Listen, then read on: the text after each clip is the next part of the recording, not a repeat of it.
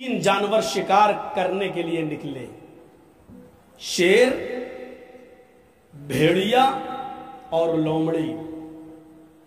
शेर ने हिरन का शिकार किया, भेड़िए ने बकरी का शिकार किया, लोमड़ी ने खरगोश का शिकार किया।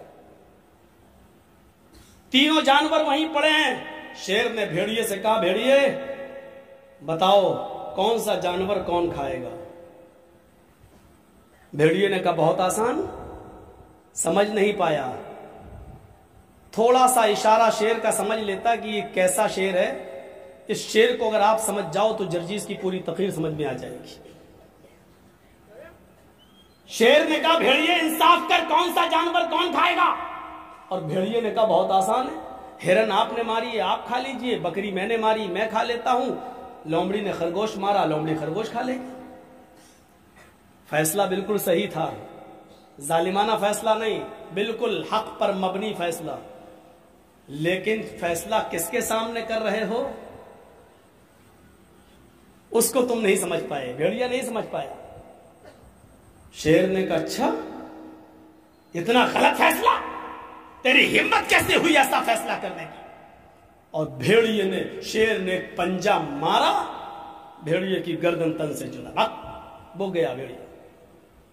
अब लोमड़ी से कहा, इस कमबख्त को फैसला करना नहीं आता, तुम बताओ कौन सा जानवर कौन खाएगा। लोमड़ी तो समझ गई। लोमड़ी ने कहा, वाकई बिल्कुल गलत फैसला किया था। अरे साहब, जंगल के राजा आप हैं, इस कमीने को फैसला करना ही नहीं आता, पता नहीं जाहिला था ये। भेड़िए ने, शेर ने कहा, अरे तू फैसला कर, वो कैसा था उसको तो अंजाम पहुंच गया, हो गया उसका अंजाम, तू बता। लोमड़ी ने कहा, भाई जंगल के राजा आप हैं, तीनों जानवर आप खाएंगे, भाई आपका हक है, आप जंगल के राजा हैं। हिरन आप सुबह खा लीजिए, बकरी आप शाम को खा लीजिए, मुंह का टेस्ट और जायका बदलने के लिए दोपहर में आप खरगोश खा लीजिए। तीनों जानवर आपके, आप खाइए, आप नहीं खाएंगे तो कौन खाएगा। शेर ने भेड़िए की, लोमड़ी की पीठ थपथपाई, वाह वाह, वाकई तूने सच्चा फैसला किया है। लोमड़ी, इतना अच्छा फैसला करना तूने कहां से सीखा। उसने कहा, हजरत इसी भेड़िए से सीखा है।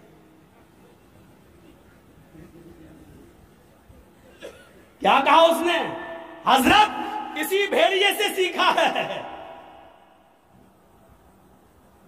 भेड़िए ने गलत फैसला सही किया, लेकिन अक्लमंदी और दानिशमंदी भूल गया। जालिम के सामने उसने ऐसा फैसला कर दिया, इसलिए उसको जान से हाथ धोना पड़ा।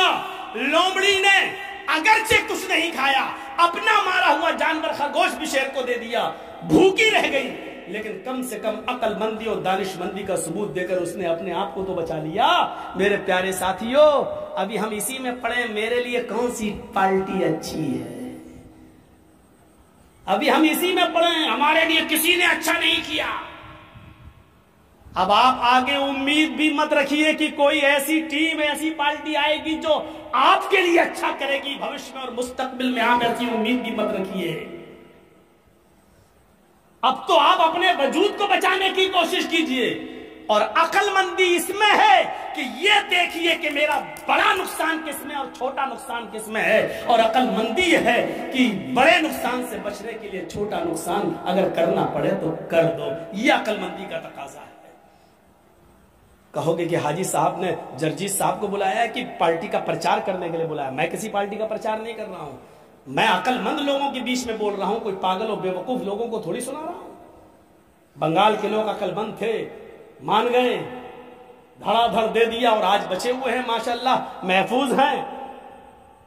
और कहीं वो डिफीट खा जाते, गलती कर जाते, तो आज उनका वही हाल होता कि 10, खुद मौलाना जर्जीस के मस्जिद में लगे हुए 10 माइक में से 8 माइक उतरवा दिए गए, और जर्जीस साहब कुछ नहीं कर पाए।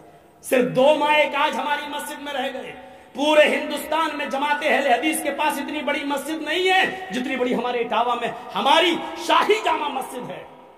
इतनी बड़ी मस्जिद, 10 मस्जिदों से 10 माइक हटाकर सिर्फ 2 रह गए, और उन 2 माइक की आवाज भी इतनी स्लो कर दी गई जो सिर्फ मस्जिद के अंदर तक रह सकती है, बाहर नहीं निकल सकती है। अगर उत्तर प्रदेश वाले ये गलती न करते तो आज ये दिन हमें देखना पड़ते हैं।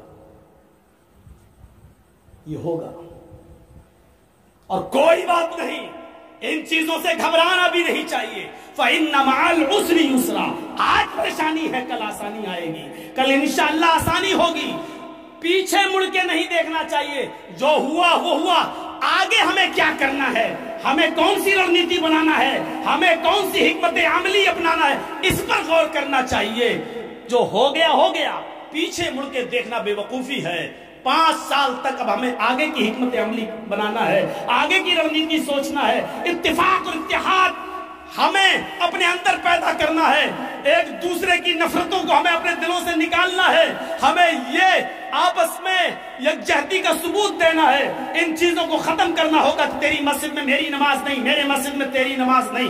हमें इन तमाम चीजों को नजरअंदाज करते हुए इत्तेफाक और इत्तेहाद के एक प्लेटफार्म पे आना होगा, यकजहती का सबूत देना होगा, तफरका मिटाना होगा, गुटबंदी को खत्म करना होगा। एक दूसरे को काफिर के फतवे जो हम बहुत जल्दी दे देते हैं, जो थोक के भाव में बिकते हैं 100 200 रुपए में, हमें इन थोक के भाव में बिकने वाले फतवों को रोकना पड़ेगा मेरे भाइयों, तभी हम आगे कुछ कर सकते हैं। वरना आज के बाद फिर वही दिन आएंगे, परेशानियां हमें फिर झेलना पड़ेंगी। धर्म कोई भी हो नफरत नहीं सिखाता।